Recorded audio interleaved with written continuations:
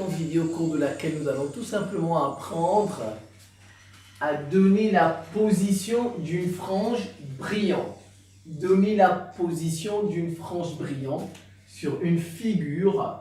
Et nous allons aussi donner la position d'un point sur une frange. Je reprends. La position d'une frange brillante. On va donner la position d'une frange brillante. Et nous allons donner la position, cette fois-ci, d'un point sur une frange. Est-ce que ce point est sur une frange brillante ou bien ce point est sur une frange sombre? Vous avez une figure, on a une double fente, S1, S2, S1, S2, et nous avons A. Elle est éclairée par la lumière, et cette lumière, c'est celle d'un laser vert. C'est la lumière d'un laser vert, tout simplement. Par la lumière d'un laser. Et c'est issu de S. Issu de S, ici. Donc, vous voyez le schéma. Ça, c'est O. MO, ça, c'est M. X, X', E. La distance entre deux franges brillantes consécutives s'appelle une interfrange. Et I c'est lambda fois D sur A.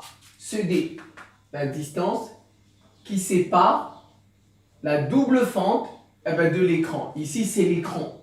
Et là, c'est la double fente. Et ici, c'est S, l'issue S. Alors, donc, je reprends I, c'est quoi? C'est l'interfrange qui est égal à lambda fois D sur A. Alors, l'exercice ici, nous avons affaire à des franges constructives. Donc ici, ça c'est le phénomène, comme on dit, le phénomène des interférences. Ça c'est le phénomène des interférences. Oui, vous savez très bien qu'il y a deux types d'interférences. On a les interférences constructives et les interférences destructives. Les interférences constructives et les interférences destructives. Et les interférences, elles ont une différence de marge. Une différence de marge. Lorsque les interférences sont constructives, la différence de marge est égale à lambda fois K. Et lorsqu'on a affaire à des interférences destructives, la différence de marge est égale à K plus, je pense, 1/2 fois lambda. Sauf si je me trompe. J'ai oublié. Donc, je reprends. Ça, c'est la différence de marge. Elle est égale à lambda fois K. Et là, c'est quand on a des interférences constructives. Mais quand on a des interférences destructives, la différence de marge est égale à K plus 1/2 de lambda. Alors, dans cet exercice, moi j'ai pris un exercice où on a affaire à la différence de marge qui est égale à lambda fois K. Donc ici, les interférences sont constructives. Ici, nous avons des interférences constructives. De toutes les façons, quand vous donnez l'exercice, l'énoncé va vous aider. L'énoncé peut vous aider à savoir s'il s'agit d'une interférence constructive ou bien destructive. À l'intérieur, on va parler énormément de franges brillantes. De franges brillantes. Quand vous voyez qu'on répète énormément, par exemple, franges brillantes, il faut savoir qu'il s'agit d'interférences constructives. Et quand on ne parle pas énormément de franges sombres, eh bien, ça va déjà vous interpeller pour vous dire qu'il s'agit des interférences destructives. Alors là, ici déjà, regardez la distance entre deux franges brillantes. L'énoncé nous aide. Ils auraient pu dire la distance entre deux franges sombres. Voilà, parce que ça donne toujours l'interfrange. Si on dit sombre dans l'énoncé, il faut savoir qu'il s'agit d'interférences destructives. Mais comme on a dit brillante, c'est à vous de comprendre qu'il s'agit des interférences constructives. Alors, on nous a dit que la différence de marge, c'est aussi égal à X fois A sur D. Dans cet exercice, ça c'est les formules de la leçon. Ça sont les formules de la leçon. Mais dans cet exercice, on nous a dit la différence de marge est aussi égale à X fois A sur D. On nous a donné lambda. Lambda, c'est 630 nanomètres. Je pense à convertir en mètres. On nous a donné A, la fente A, 1,0 mm. Je pense à convertir en mètres. On nous a donné D, 1,50 mètres. Donc, on nous a donné D On nous a donné la fente et on nous a donné lambda. On nous dit de donner la position de la première frange brillante. Donner la position de la première frange brillante. Question 2. Un point M1. De donner la position du point M1. En fait, de donner sa frange. Est-ce qu'il est sur une frange brillante ou bien est-ce qu'il est sur une frange sombre? De donner, je reprends, un point M1 de position X1 égale 3,8 mm. Se trouve-t-il sur une frange brillante ou sombre? Troisième question. Même question pour M2 de position X2 égale 5,2 mm. Donc c'est ça. On nous demande de donner la première question, la position d'une frange brillante. Et on nous demande de donner la position d'un point sur une frange. Ça, c'est la question 2 et 3. Est-ce qu'on est sur une frange brillante? Est-ce que nous sommes sur une frange brillante? Est-ce qu'on est sur une frange sombre? Alors, c'est parti. Je vais d'abord donner la position de la première. Donc, question 1. Je fais ça ici. On part de cette formule. Sigma, la différence de marge, lambda fois K. Mais c'est aussi égal à ça. On a deux formules. Vous voyez? Lambda fois K. Je mets les deux. La différence de marge égale la différence de marge. Ça égale ça. À partir de là, je peux trouver K. En fait, si on trouve K, non, on va chercher X. On va chercher X. Donner la position de la première frange. La première frange, ça veut dire K, c'est 1. Donc ici, ça me fait K fois lambda égale X fois A sur B. On dit bien la première frange brillante. Quand on dit première, ça veut dire K égale 1. Donner la position de la première frange brillante, ça veut dire K égale 1. On nous demande de chercher X1. Voilà, c'est ce qu'on nous demande de chercher X. Alors, K, c'est 1, n'est-ce pas? Parce qu'on a dit première frange, K, c'est 1, donc il reste lambda. Je vais chercher X. Donc, X sera égal lambda fois D. Ça, il vient ici. K, c'est 1, on peut enlever. Lambda fois D divisé par A. Lambda fois D divisé par A. C'est tout. Vous faites des remplacements.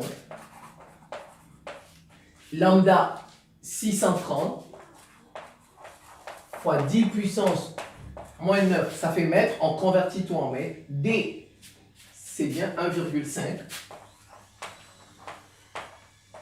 sur A, 1,0 mm, 10 puissance moins 3.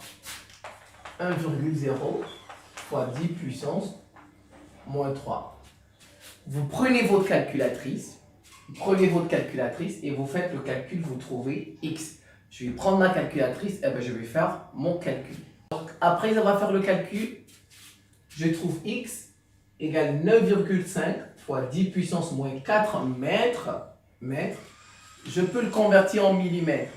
Ça me fait 0,95 mm. En fait, la position de la première frange brillante, sa position, c'est à 0,95 mm sur cet axe. Voilà, je l'ai écrit ici parce que je n'ai pas de place, parce qu'il y a deux questions, encore 2 et 3. Je ne sais pas si ça va suffire ici.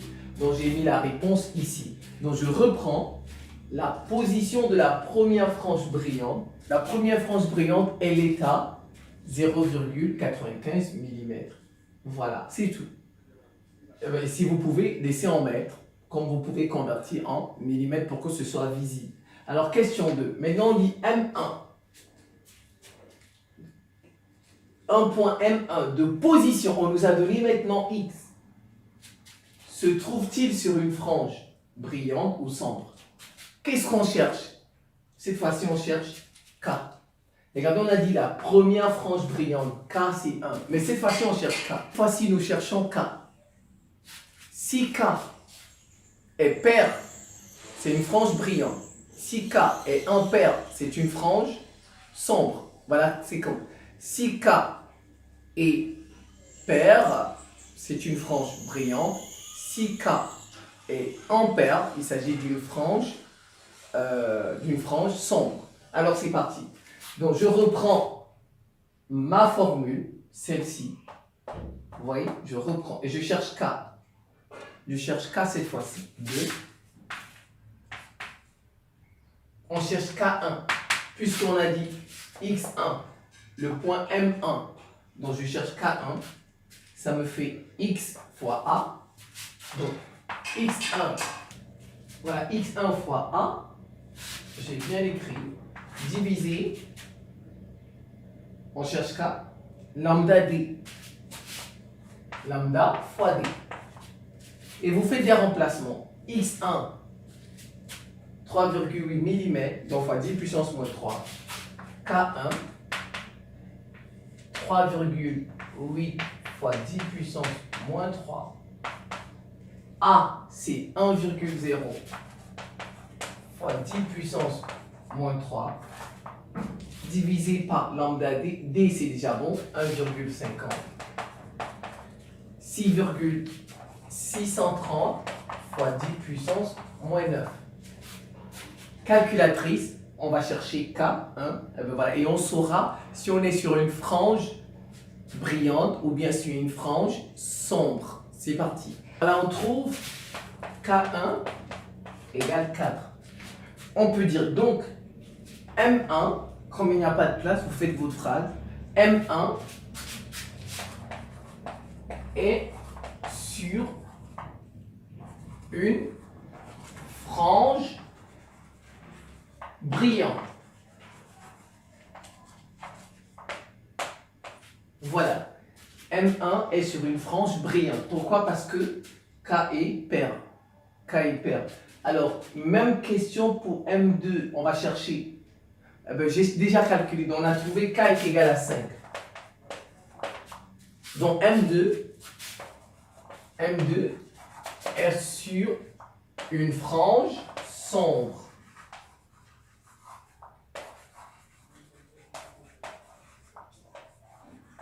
Une frange sombre. Vous voyez, c'est comme ça qu'on fait, tout simplement. Vous revoyez ça tranquillement. Je vous remercie pour votre attention et à très bientôt.